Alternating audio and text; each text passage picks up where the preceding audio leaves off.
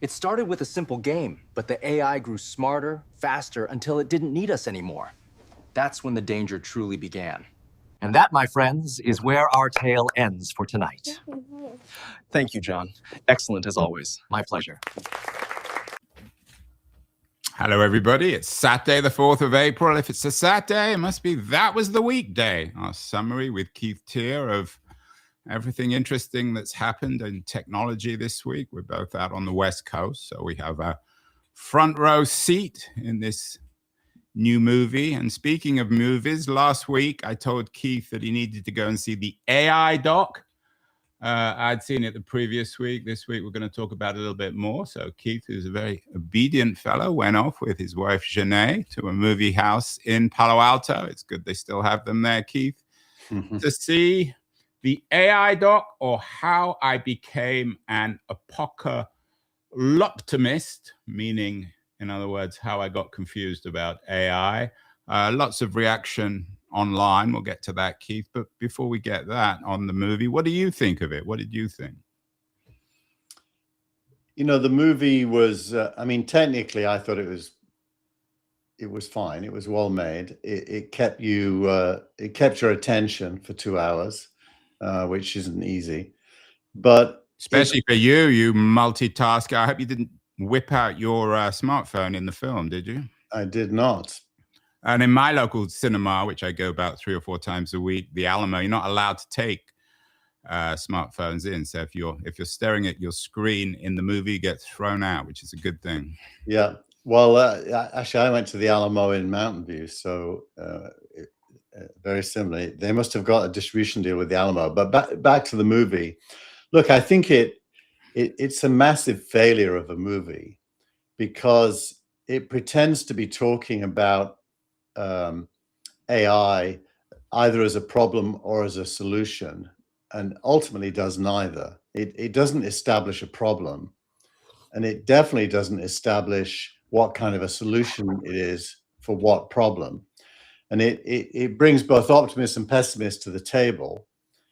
In that sense, you know, well, rather than the table, it was this sort of weird studio that seemed to dominate the whole film. Yeah, exactly.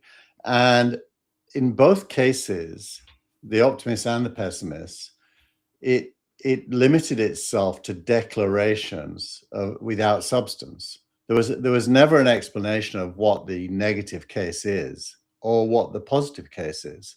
So it ended up being a voyeuristic, kind of misogynist, you know, peeking behind the curtains of opinion, which really didn't lead anywhere.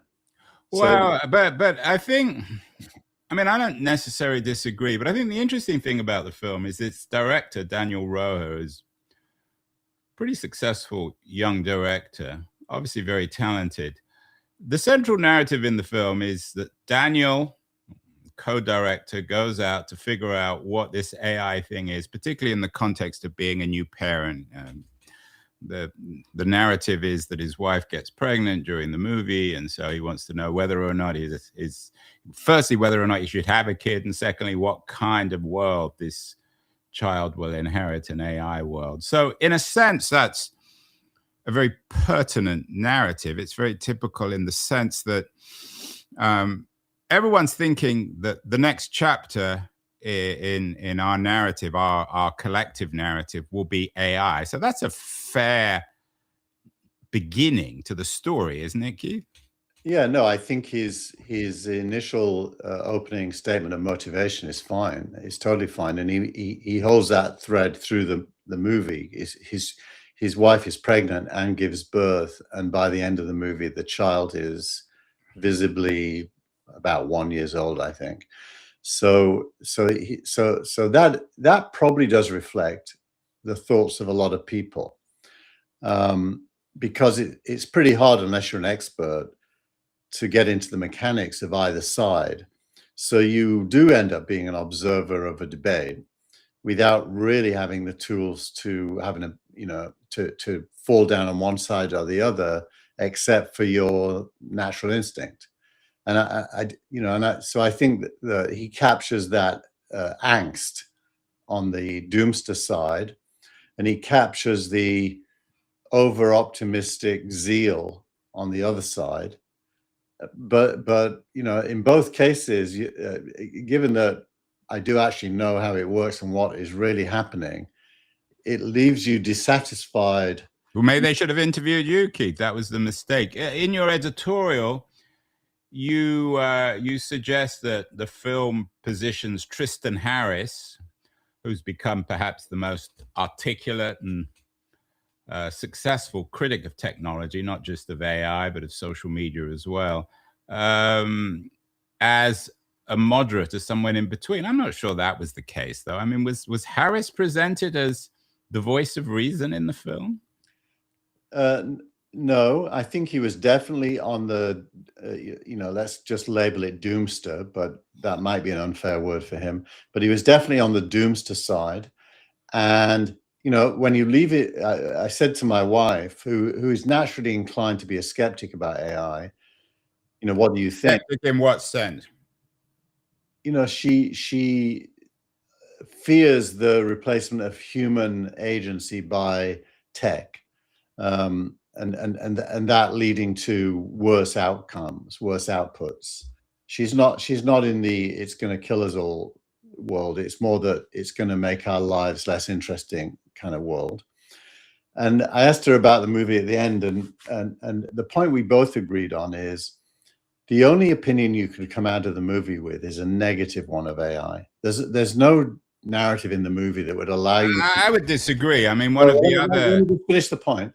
There's no narrative that would allow you to go in as negative and come out as positive. You know, change. I'm not sure. I mean, the other piece of the Roja, the co-director and the main character in the film, trying to figure out the meaning of AI, was his father had a rare form of cancer, and it was acknowledged, particularly in conversations with some of the more senior AI people, that this might help him. So, I mean, you broadly talk in your editorial, and it's not just about the AI doc, about who gets to tell the AI story. I mean, don't we all? I mean, what does this even mean? Who gets to tell the AI story? You're sounding like a wokey type, Keith. Well, look, who gets to tell the story of brain surgery? Hopefully it isn't Mormons who are against surgery.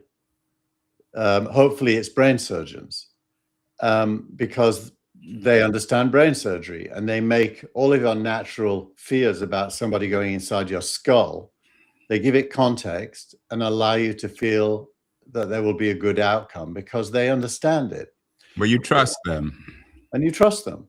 So who gets to tell? Some of us trust them. I mean, as we know from the COVID, the politics of COVID, and even the RFK Jr. Stuff these days, not everyone trusts. I mean, they certainly don't trust journalists, and they don't even trust doctors. Anthony Fauci has become the Antichrist for many people. So some brain scientists are considered ideologues of one kind or another. Well, I think it changes when the discussion is social policy versus cure. You know, a brain surgeon is about cure. Social policy is a different sphere, and Fauci was very much in the world of social policy around COVID, not diagnosis or science. It was the science of social policy that he was focused on, and their opinion flourishes because in civil society you're allowed to, and in fact we should encourage, many different opinions. But that doesn't mean that any of them are right. They're just opinions.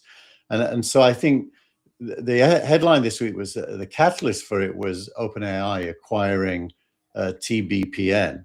This was another piece of surprising news, to put it mildly. OpenAI buys streaming show TPBN, aiming to change the narrative on AI. And this comes back to your theme of who gets to tell the AI story. Do you think that the story behind this story is that the people at OpenAI feel that the AI story isn't being told fairly, so they bought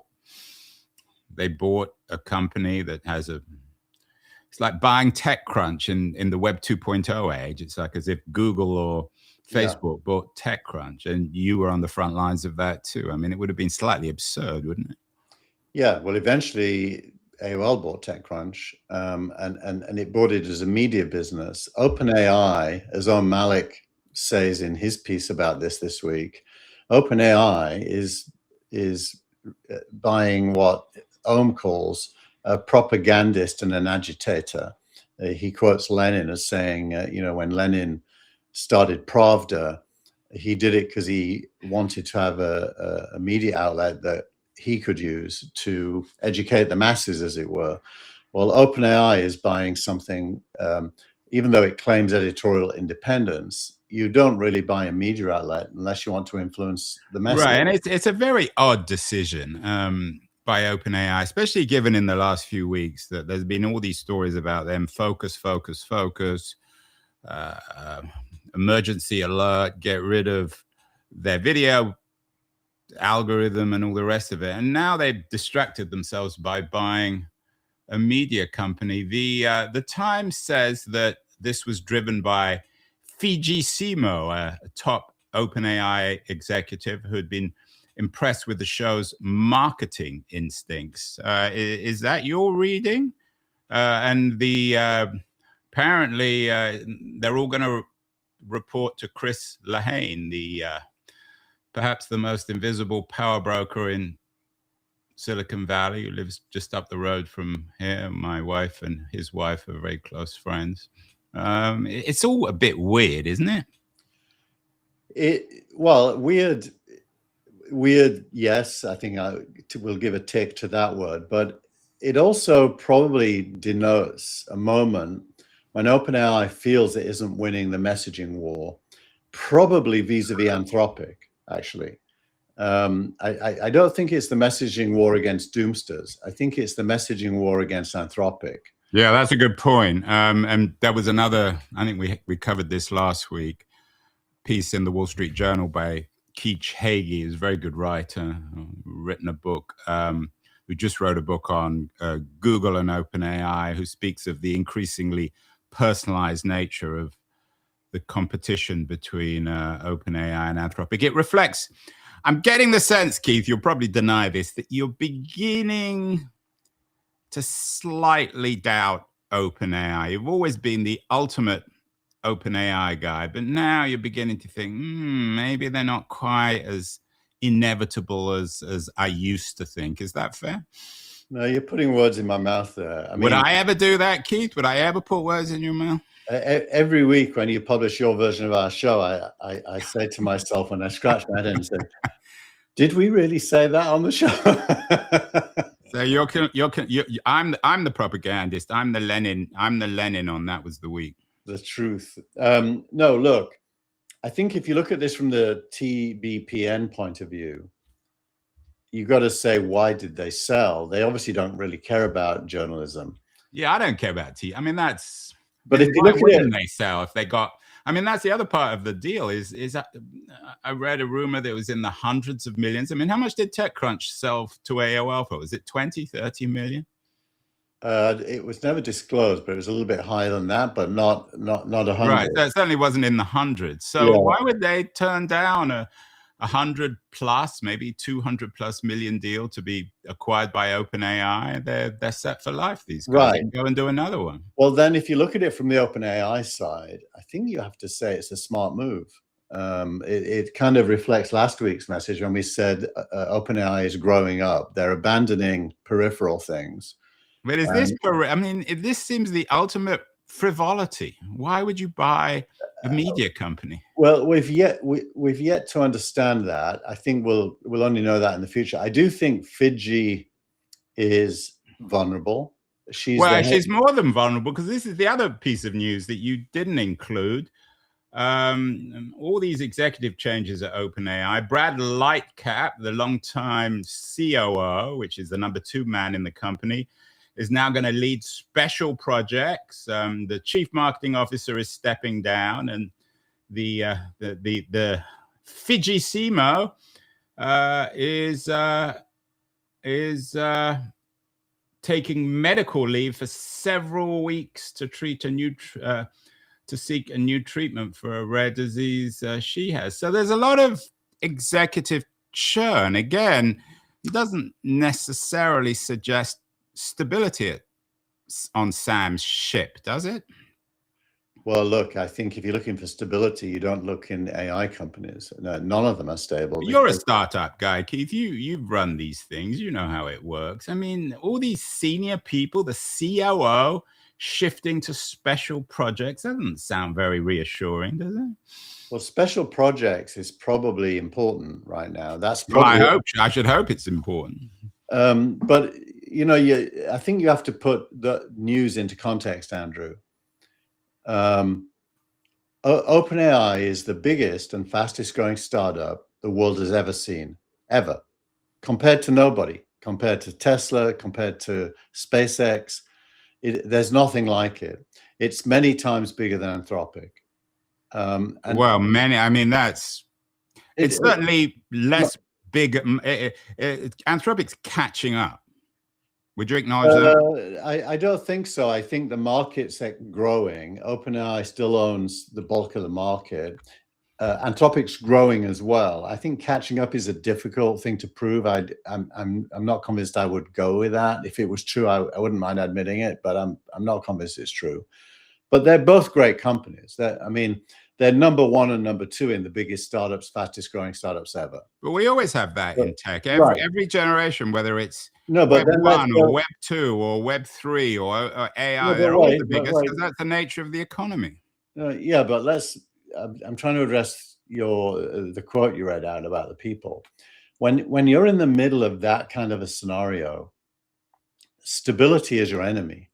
I mean, you really need to be discussing your strategy probably weekly and readdressing your priorities probably monthly, and changing the deck chairs on the ship appropriate to your conversations. So I don't think this instability is a bad thing. I think it's a sign of life, not a sign of death. Well, you gave away the deck chairs is the Titanic quote about shifting the deck chairs on the Titanic when you're about to hit the iceberg. We will see whether OpenAI hits the iceberg or whether Fiji Simo will save the company by acquiring TPN. There's a third strand of who gets to tell the AI story in your editorial, which in a way is probably more interesting than even OpenAI buying a media company or this AI doc.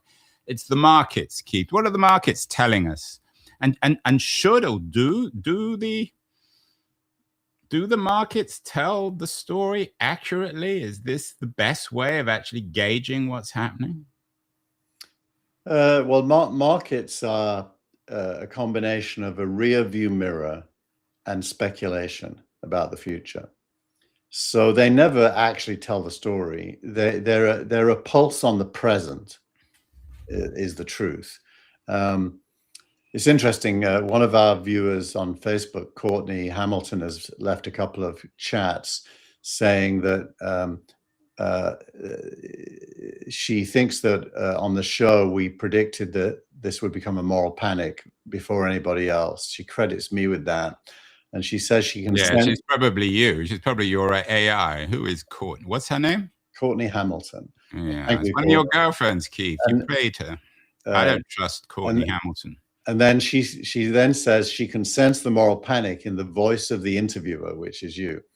And she doesn't even know my name. Poor old Courtney.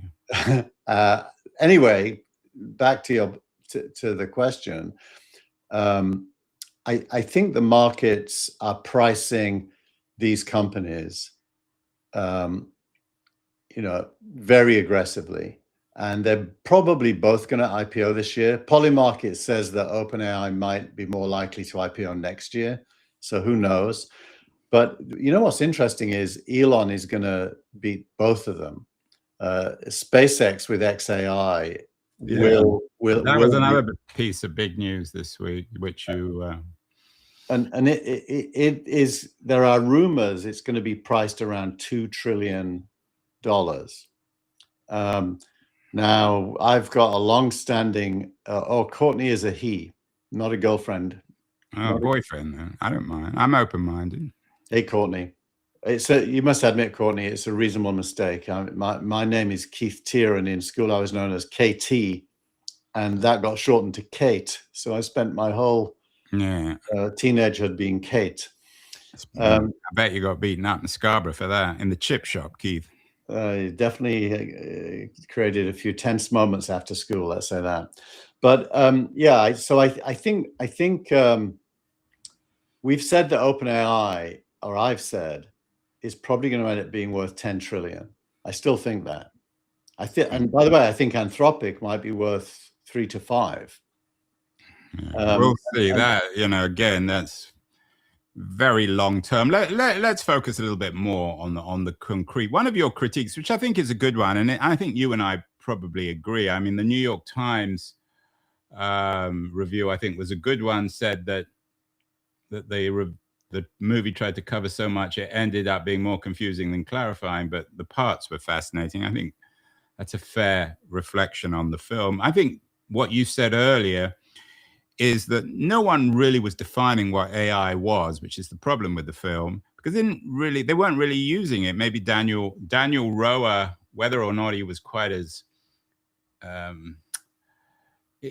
inexperienced, innocent as he claims, but he certainly didn't seem to. I mean, he was presented as as the guy who knew nothing about AI and needed to be educated by all these people. But as you say, you need to know something about it. And there was a good op-ed in the New York Times, which you list in this week's newsletter by Ezra Klein, who very popular podcaster and writer, the author, of course, of Abundance, or co-author of Abundance.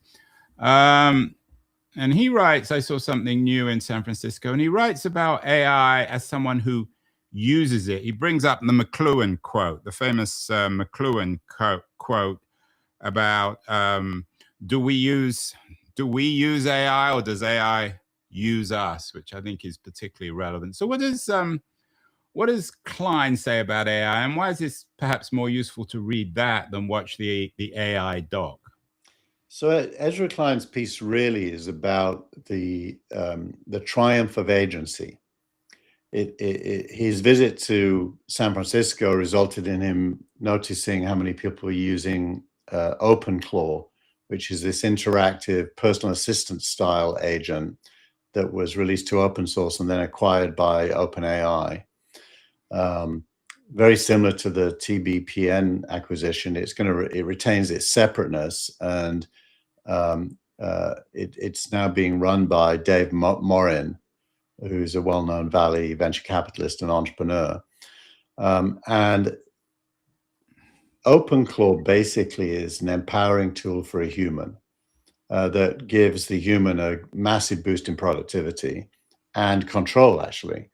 But it comes with some risks, because you have to give it access to your computer, which I do. And Klein, who's on the East Coast, of course, was an observer of this in the same way that the movie was made by an observer, and came away thinking that this is a kind of a change in the whole way things are used. Now, since then,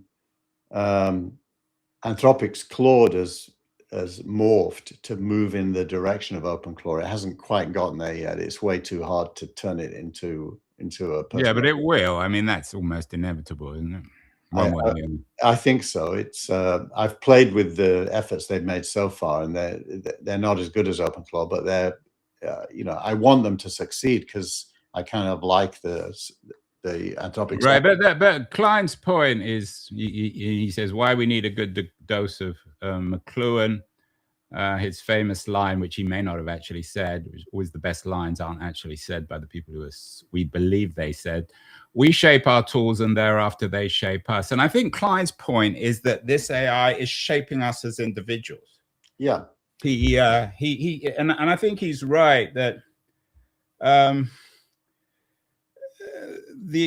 I'm quoting him. He said the effect is to constantly reinforce a certain version of myself.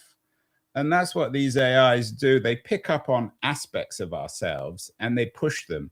I mean, maybe they're complimenting us. Maybe they're trying to get us to self-improve. But I think it's an interesting observation. Yeah, self-improvement is, of course, I think, the motivation of all technology ever.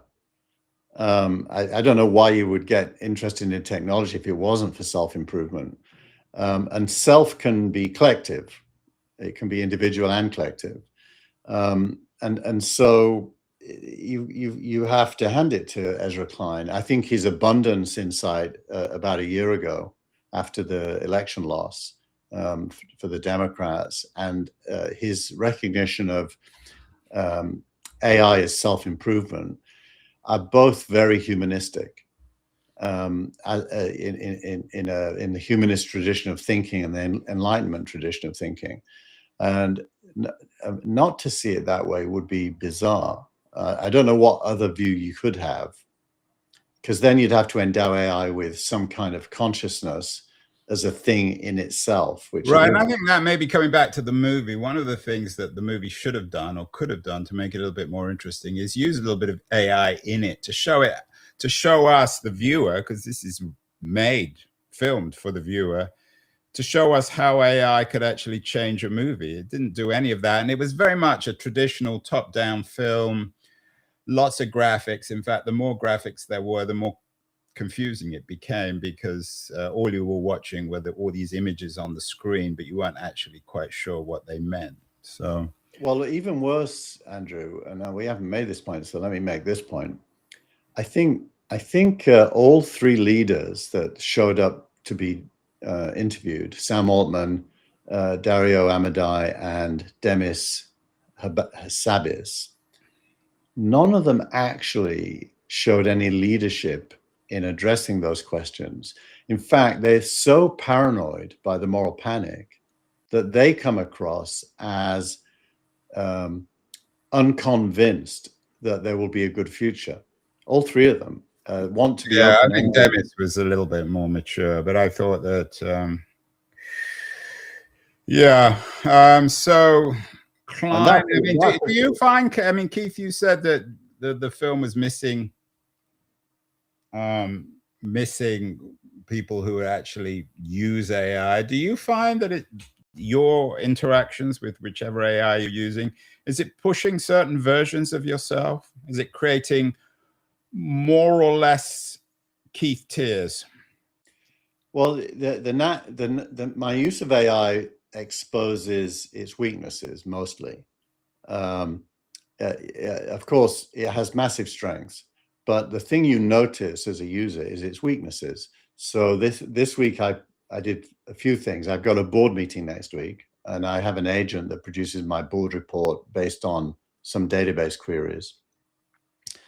I published the State of Venture at thestateofventure.com, and I did the monthly venture capital report, which is another agent. That was the week. The whole workflow involves agents all the way through, from headline writing, editorial, gathering the pieces, organizing the newsletter into something publishable, and the editorial writing is the biggest nightmare, because the AI never can get. Yeah, I'm not going to make any rude remarks, Keith, about the quality of your editorial, but no, but I don't publish its editorial. I publish mine. If you'd see the one I don't publish, you would understand what I mean by its weakness. So what does that mean? Well, for me, it means I have the constant experience of using it a lot, but being in control. I'm overriding it more than I'm just accepting it. You sounds like your wife, Keith. You're a traditional male in this marriage. Is that right? You're overriding it, and you're a one-man publishing business. Well, and your post of the week is also about another one-man business, but this is a $1.8 billion company, Medvi, which is you have a post about it, about how it's a $1.8 billion revenue company with 2 employees. It sounds like you and I. When are you going to sell us to Anthropic for $1.8 billion, Keith? Yes, not going to happen. It's all about audience, Andrew, and sadly, our audience. Well, because they're all put off by my obnoxious or you when you misunderstood Courtney and thought it was a woman rather than a man. You need to be more careful, Keith, these days. Sometimes some of our viewers might be both simultaneously or on different days. So you shouldn't jump to gendered assumptions. Absolutely right. But what's the Sorry, question? Courtney. I've now forgotten the question. The question is, this Medvi company, is this two people, $1.8 billion company?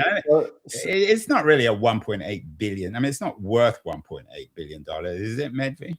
It's probably worth more than that. What they do is they market GLP-1 drugs, and they're the most successful, working with compounding pharmaceutical companies to get GLP-1s to people who don't qualify for a prescription. And it's become a huge business. It's mainly a marketing business, doing ads, and they have a very specific way they do it on Facebook mainly. And the 1.8 billion is the revenue number, but the profit is about 30-something%. So well, maybe they should be a sponsor of us. Maybe they can sell to Courtney. Yeah, but it is a two-man business they're obviously very good at using the tools, and they've cracked the code on marketing GLP-1s. Well, the future is, I mean, of course, the biggest headline will be when we have a $1.8 billion company not run by anyone. But all this comes back to the same theme. It's one that comes up every week, the issue of agency. And there was an interesting essay in op-ed in the New York Times this week, which I saw and encouraged Keith to put in the newsletter, by Sophie Haney. I assume it's a young woman, or certainly a woman. All the worst people seem to want to be high agency, and it's a polemic against the idea of agency. And I wonder, Keith, the more I think about it, whether I mean, everyone talks about the end of the left-right, conservative, socialist distinction, but whether agency is the defining political quality, whether it could even be seen as an ideology in our age of AI. Well, interestingly, agency is most assumed to be a right-wing idea these days. I think it started with the backlash against modernism, Stalin and Hitler, and this narrative that crept into sociology with wait, are you saying that Stalin and Hitler are modernists? I thought they were political leaders. They depicted modernism, which is the idea that you can consider the whole and try to change it, and that led to. Well, I'm sure everyone would agree with that, but anyway, go. So anyway, my point is that the left had an intellectual reaction against what was called dictatorial thinking, oligarchs and the like, which led to kind of identity politics, which is come by our land, let everyone be who they want to be. And in that context, agency is arrogant. It's somebody who believes that they have the right to influence outcomes, and it's considered arrogant. And so this article against agency is what I consider the left's abandoning of any historical agenda. If you have a historical agenda, you need to have agency. And so agency is the precondition for making history. And so for me, agency is crucial. It's a good thing. And the idea that someone is arrogant because they have an opinion and want to, persuade you to agree with their opinion, well, what you're really saying is, don't talk to me and let me just get on with my life. And I'm not going to be responsible for the future. I'm just going to live my life passively in the world that I was born into. So I do think it's a super important conversation. Yeah, and there was an interesting, and this comes back to the OpenAI, not the OpenAI, the Meta YouTube case last week, and where they were found guilty. I think agency is really important. George Will had you didn't put it in the newsletter, but I think I did in the end. It's in. Okay, well, I'm just putting it up on the screen. The question of agency is becoming increasingly important. Will had an op-ed in the Washington Post saying the verdict against Meta and Google carries sinister implications because it suggests that when we use these technologies like Instagram or YouTube, we're not really in control of ourselves. So I'm not sure whether he would agree with the New York Times' Sophie Haney, but the issue of agency seems to be covering everything. And of course, the way she sets it up is it's Silicon Valley versus the rest of the world, because you're actually in Silicon Valley, I'm on the edge, but apparently high agency is what everyone likes in Silicon Valley. We all want to be high agency people. Is that right, Keith? When you go to cocktail parties in Palo Alto, do people introduce themselves as high agency? You know, we used to call it A-type personalities, if you remember that, Andrew. And Silicon Valley is full of A-type personalities who believe that the things that they think about are important for everyone. As should every human being. Otherwise, we become passive acceptors of the life that we're given. So I do think the Meta case is kind of interesting in that regard, because what that case said is that the girl who was depressed was a victim of social media and didn't consider her decision making to have anything to do with that. She was a solely passive victim of media, and that depicts humans as infants who have no decision-making role whatsoever, and that just isn't true. So where does that come from? It really is a kind of a left anti-big tech victim culture that is just wrong. Well, it's not just the left. It's, I mean, I think I agree in part, but it's the right as well. I mean, Steve Bannon is just as given up on agency as Bernie Sanders, and Haney in her New York Times piece suggests that this will come to the boil in the age of AI, and this really is the theme of our show and so many shows.